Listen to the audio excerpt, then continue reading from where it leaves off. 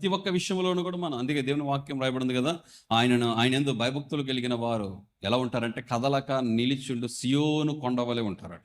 అంటే స్థిరంగా ఉంటుందని దాని ఉద్దేశం. ఆ కొండ ఎప్పుడు ఉంటుంది? కదలక నిలుచు స్థిరంగా ఉంటుంది. ఎన్ని అపాయాలు వచ్చినా, ఎన్ని ఆటంకాలు వచ్చినా, ఎన్ని శోధనలు వచ్చినా పడిపోం. చూడండి, మానవ జీవితం ఎప్పుడవుతుందంటే కింద పడిపోతాం, మరలా లేవలేని స్థితి, మరలా లేవుతాం, మరలా కింద పడిపోతాం. అది కాదు, దేవుని ఆశ్రయిస్తే మనం శ్రమ వచ్చినప్పుడు కింద పడిపోలేం, వేదన వచ్చినప్పుడు కింద పడలేం. సాతానుగాడు ఎన్ని ప్రయత్నాలు చేసినా మనం ఏమాత్రం కూడా వెనకపడం. స్థిరంగా ఉన్న హృదయాలు ఎలా ఉంటాయి? ఇప్పుడు సమాధానంగా ఉంటాయి, అంతే కదండి. స్థిరంగా ఉన్న హృదయాలు ఇప్పుడు ప్రశాంతంగా ఉంటాయి.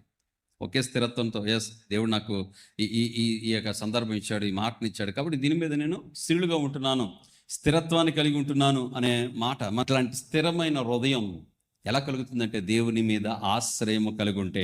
అలాంటి స్థిరమైన హృదయం దేవుడు నీకు అనుగ్రహించును గాక.